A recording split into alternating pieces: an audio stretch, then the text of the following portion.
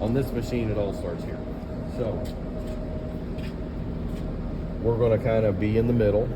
So what you want to do is these have to be, they don't have to be exactly in the same position as far as parallel, because that's why they're designed to move. So we need to see what we can do with them if we can get the adjustment we want. So we want to start basically in the middle. We don't want it to be on anything that can mess with it, snag and all that stuff. So this one, because of having that in there, it could mess with us a little bit. So if we do this, we want to move it over to the edge so we're not catching those. So I think right about there is about right. These are decent. So this piece will have to move back. Oh, that's fine there. But this piece, because these are independent of one another, this one will move back.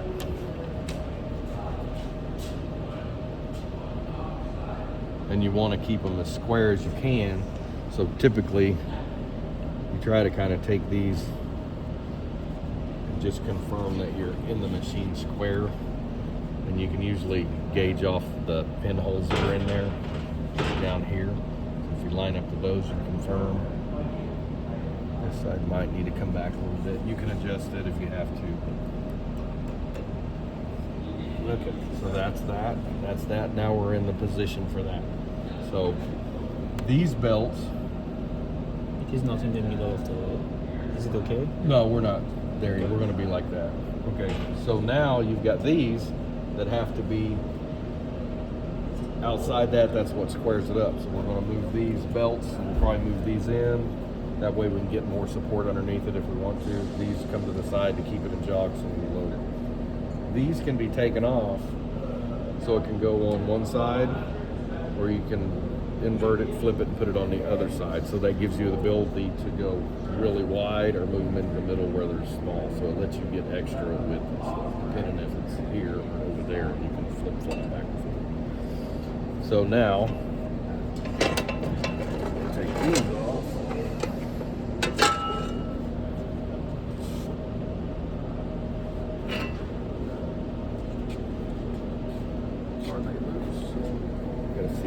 They don't have them loose. So to move those, they typically don't move around,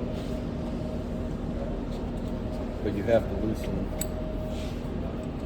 these collars, and that's what lets them slide back and forth.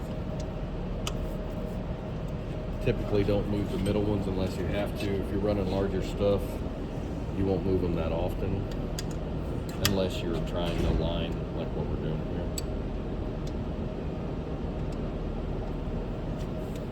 And depending same thing at the other side? Same thing in the front. Depending on the size of the job, you could just run off 4 belts, slide these outside those and be fine. So it just depends on what you're doing. We can start for this shop for belts, but we're gonna extra protection we're gonna want this, yeah. Maybe. Because it's so long, I want to get all 600 if I can.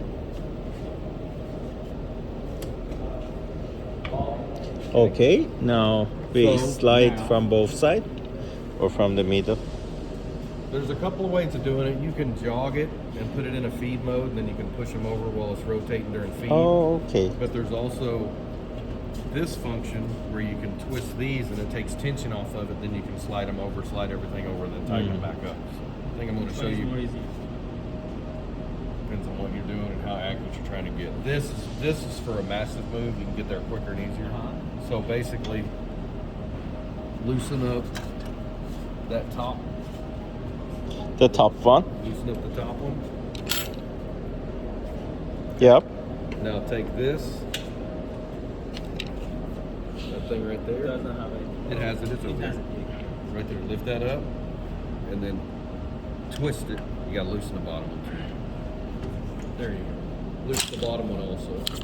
Loosen the bottom Yeah. one. Yeah. And then that lets this roller move back, so that puts slack in these belts. So now you can slide Yes, these sir. and slide the belt at the same time. Hi. Yes, I'm at the back. Yep.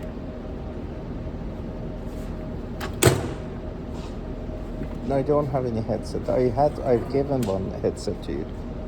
I don't have any. I don't.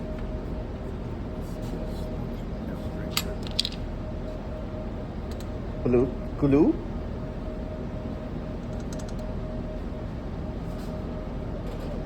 I don't have any glue at the moment. Actually, I'm in the middle of training. I can take a look at it around lunchtime. Okay. Okay. And did you give the cable for to Dawood, the power cable for the iPhone, which was connected to the keyboard that I gave you? Did you give it to Does that Dawood? not move with it? Please give that to Dawood because that's needed. That's for Russell to charge up Once the you phone. move these around, Okay. it Thank makes you. it become a lot easier to move. Like I say, I don't know how much of this stuff actually got moved.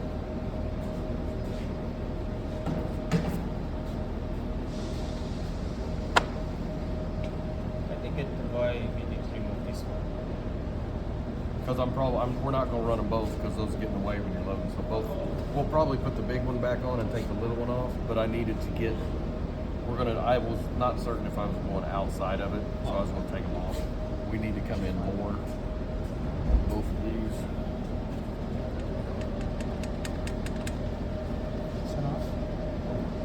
See if we can get this one down.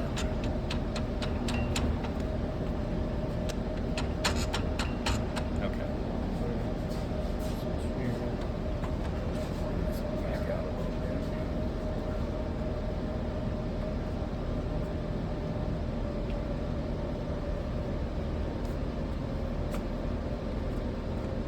Okay. So that gives us full support underneath the piece.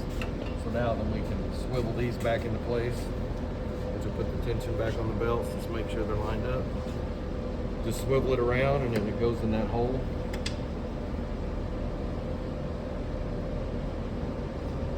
Another one? Is it in? Okay, it sounded like it went in. Yeah, now go back and forward. There you go. Now tighten those back up.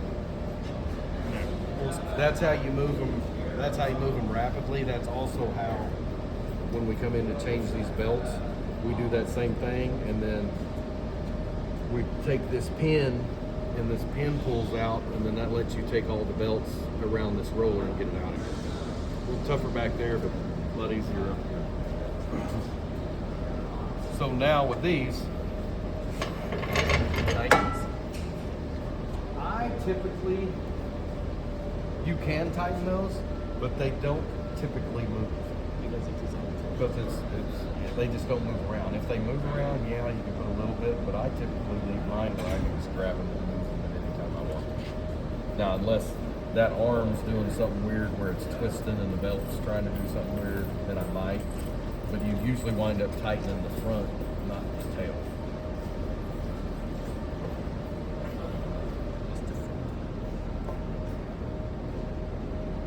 Okay.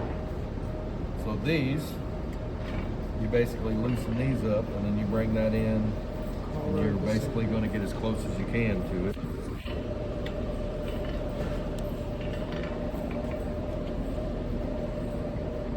And you have to kind of play with it a little bit. You get the feel for it after a while. You just want to make sure it's snug and not moving.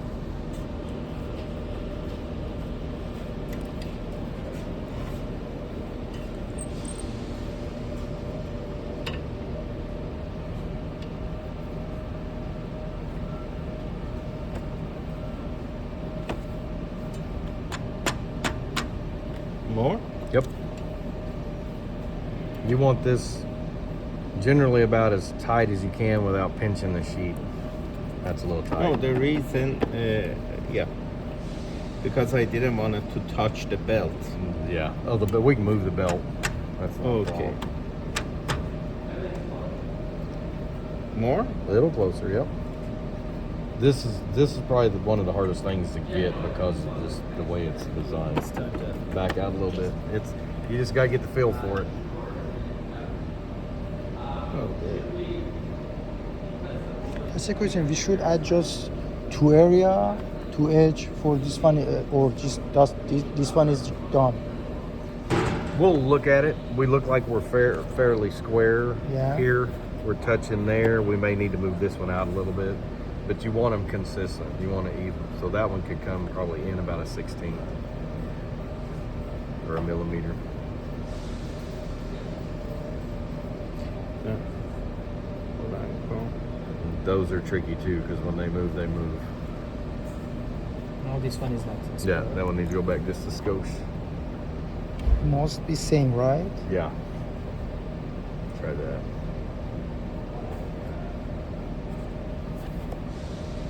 Pretty close. We can try it. So basically, you're here and you're here. This, I think we'll miss there.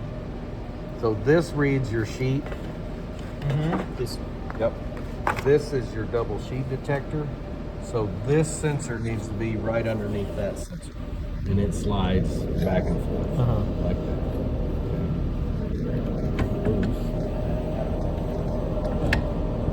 Get back in there.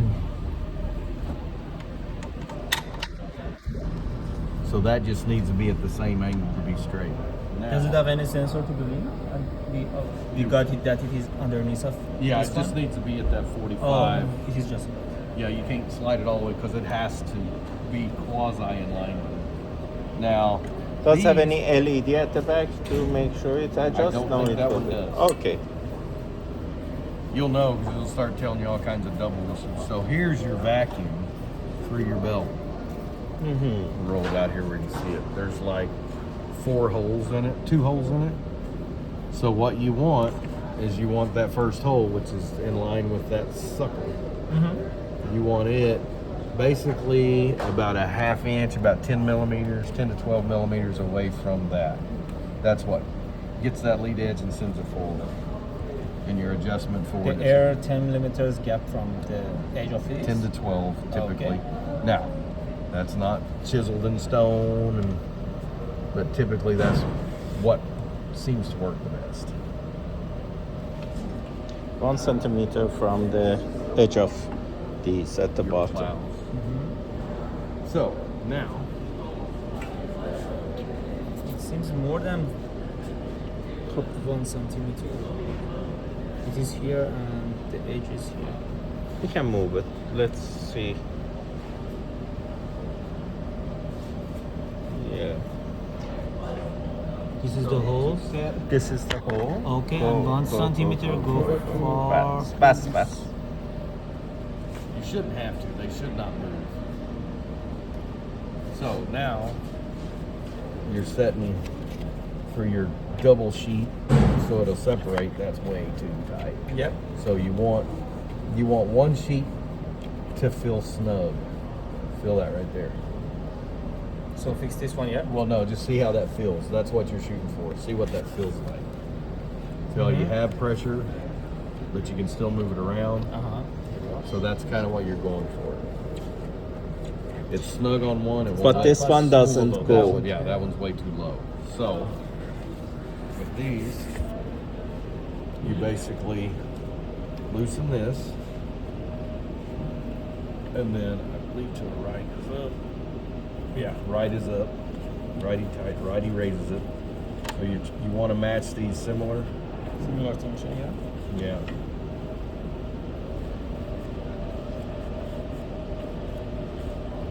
And then check it after you tighten it because it will change. Can I? Yep. Yeah, you're gonna do it because I'm gonna mess it up and make you fix it here in a second. So, go ahead. It's okay. Get a feel.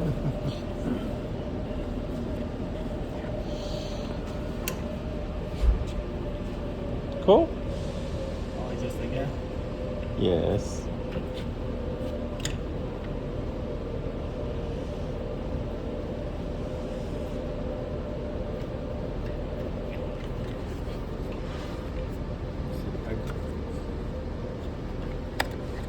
All right.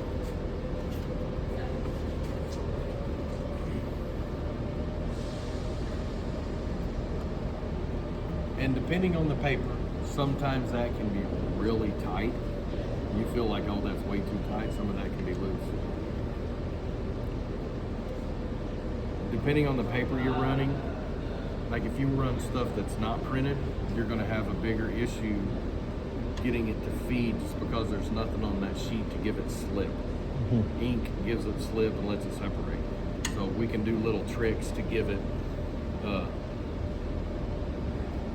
air اون separation.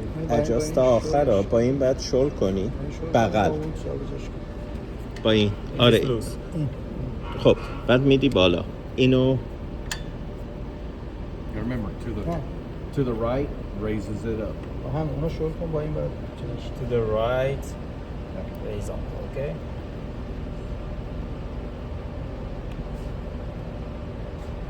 Uh-huh.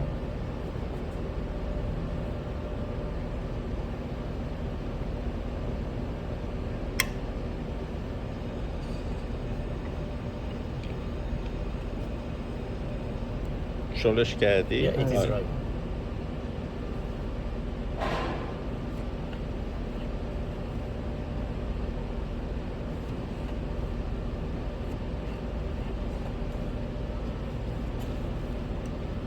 These old belts aren't really going to help you a whole lot. They're real hard. So the new belts coming in, they'll be soft. It'll work a lot better once we get those on. We can make it work with these, but it'll work better with the others. Yeah, they're hard as rock.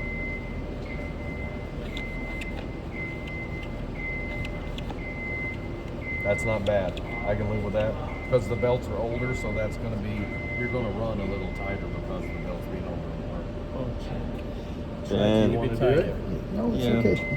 okay. no چیزه سفتش کنیم Safety. حالا نه میخوام خود مجید آره خب سفتش کنم به همش بدم. for this machine where we have to go over it other than cleaning those rollers. Cleaning the rollers, cleaning that stuff. The maintenance on this machine are basically you clean your air filter out that's in here. That's just like the one that's in the funnel because it's got the PL. You've got that filter. You basically just keep your rollers, glue Clean. and stuff off your rollers. and How about everything. oil? No oil. Okay. And what are these for these ones? That's your Vacuum? turn on your vacuums, and we'll have to look at it. But like when you turn one of them off, it's going to be the two front ones. Where you turn off, it could be the two back ones. Or you turn all four on. So that's the two hoses here, two hoses there, front and left. We got to confirm how they have them hooked up and figure out which one's front and back. But I just cleaned out that filter when it got here, and it was Messy. I don't know if it's ever been cleaned.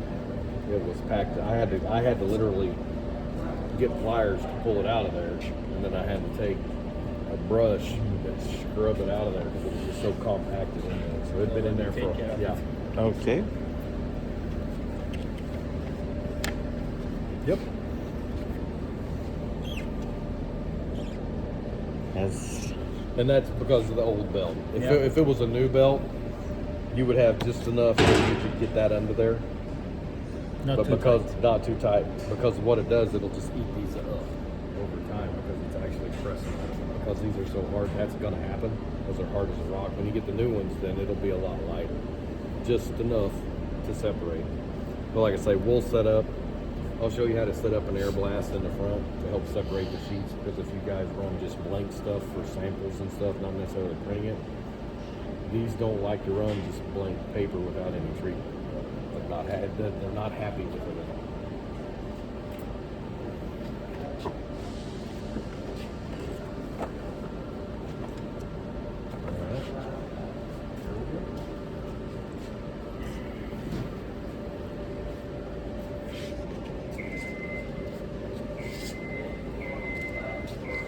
So basically when you load it,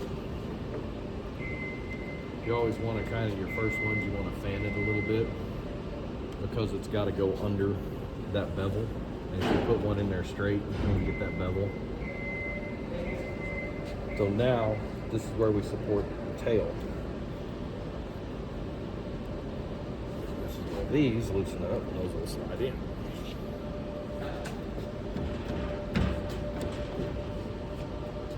I'm gonna move this guy over to the left.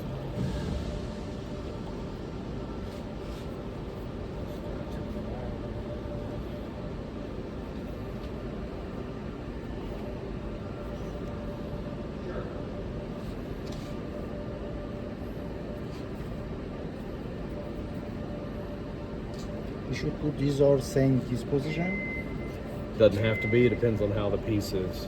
Sometimes you'll put them on the outside corner because you want to lift it and let the bottom be flat a little bit because of vacuum. Sometimes you'll put them in the middle because windows and stuff are hanging up. So you tilt it up real high so that way it can suck the lead edge and the windows will kind of angle down so the windows don't snag one another. So it just depends on the piece, really. So, in what shape we should put it in on the edge and Just kind of look if it. We'll know real quick whether we're changing around because it's not going to feed. So that's kind of our telltale. Yep.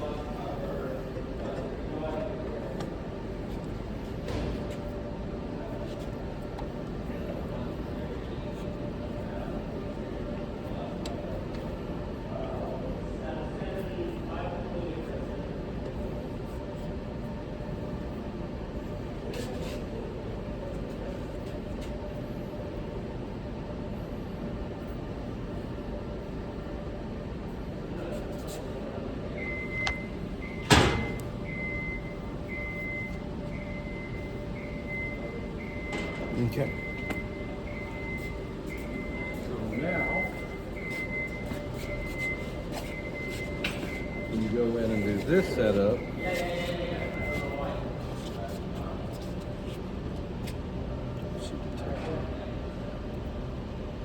so here's where we go in and set all our dimensions. So here's where we'll have to get the tape measure so we can measure everything. So we need to get that tape so we can set the dimensions. Longest section is going to be 400 and 55? No, 53. 452, 453. So we measure the longest, which gonna come up at the end. And this is intact. your feeder. Okay, so we're going to put 453. So the feeder's accepted and it knows what the length is. Then you kind of look at it and you do the folds and then what's it going to be in the end. But because we know we're doing a straight line, these are still the longest points. So we can put that same number in what's going to be in the delivery. So 453. I didn't get this part. So we should measure that part that's gonna be fold at the end of the. Well, so even if so here's how we are. We're our longest section here. We're going through straight. So even if we do The folding.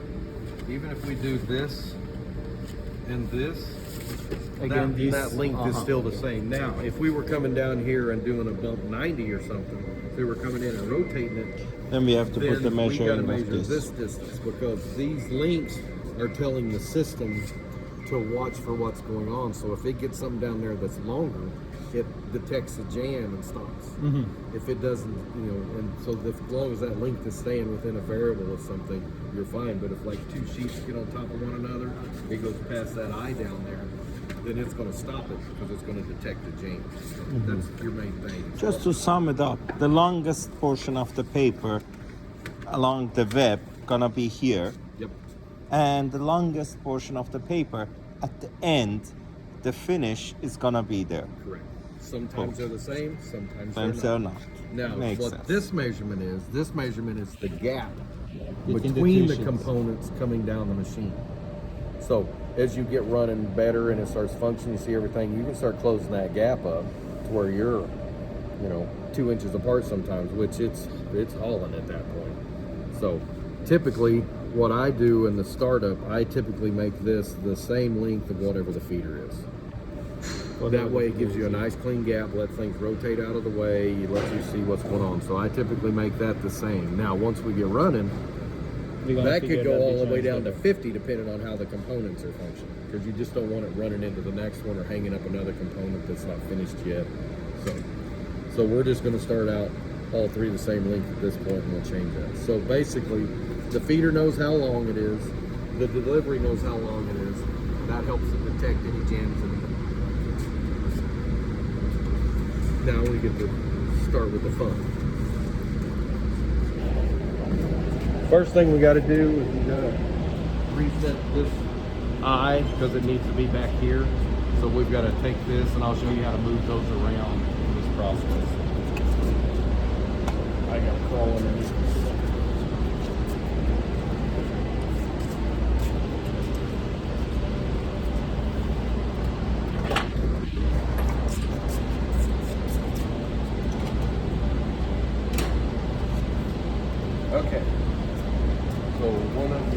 underneath here with me and I'll show you how to do this.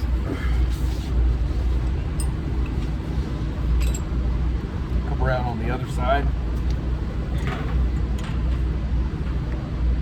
So this bar, there's slots at the bottom down here.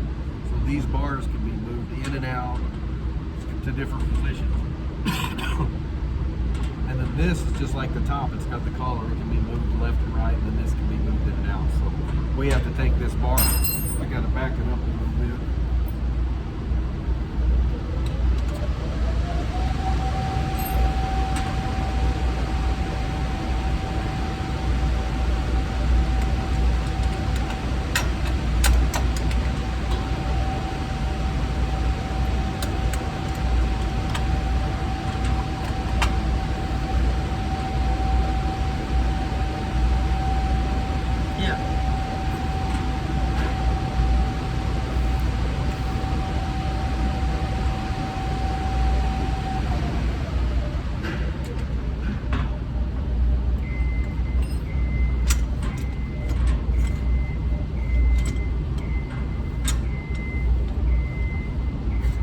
Why it was moved that much inside?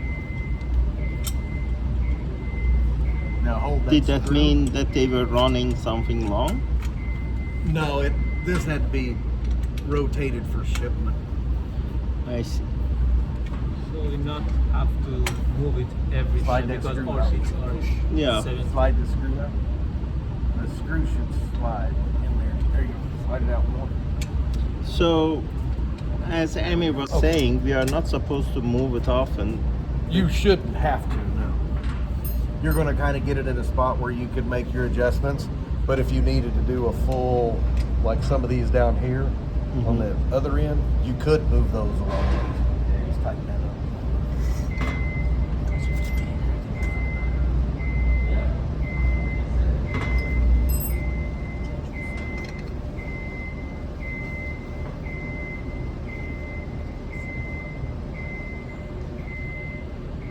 Yeah, they're not even using this, right? Come on. All right.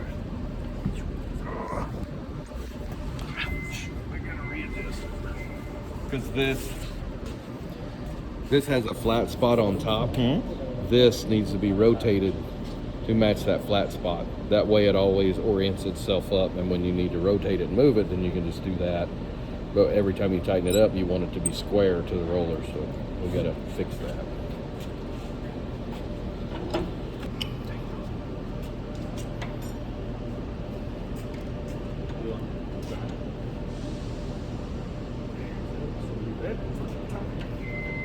Get 2 wrenches. 2 wrenches.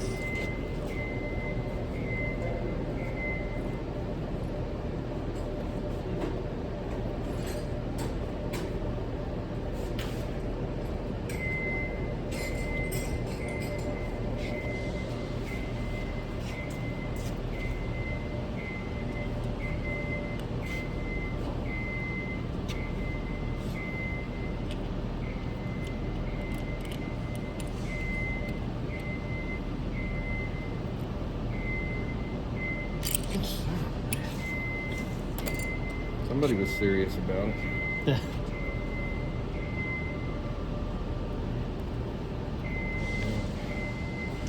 We'll make it sure it's 90.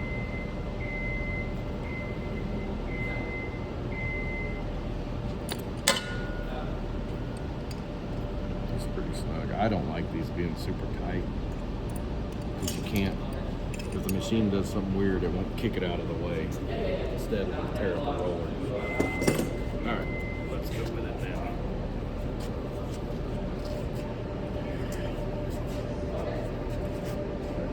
So, and the other thing you want to do is you want to have your LED sensors on all your switches. You want to have them pointing towards your operator side. That way you can actually see them and make That sure it they're actually detects and clean. That way you know they are working. Because if you look down and all of a sudden it's then you know that the sensor messing with it.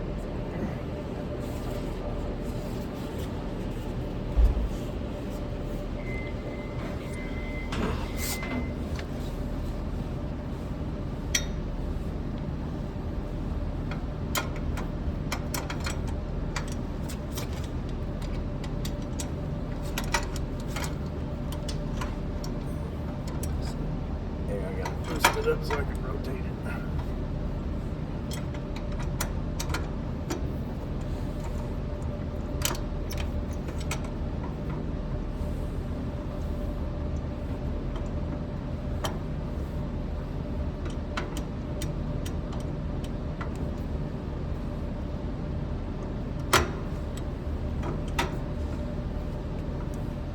And it should, these little notches, Uh-huh.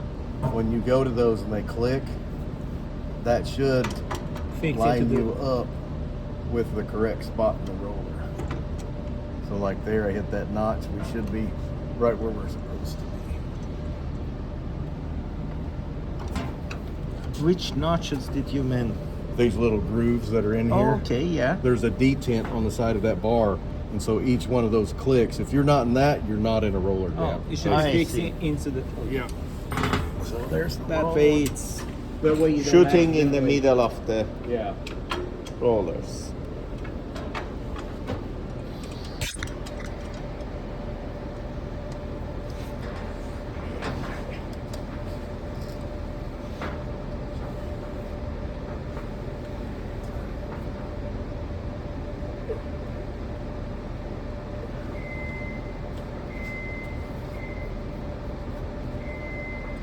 There we go.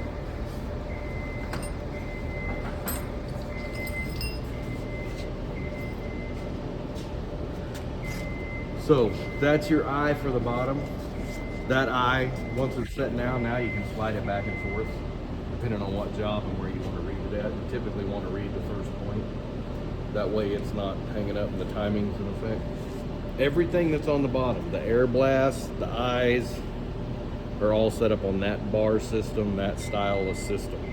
So you can put those wherever you want. That's all the same. So we've got that there.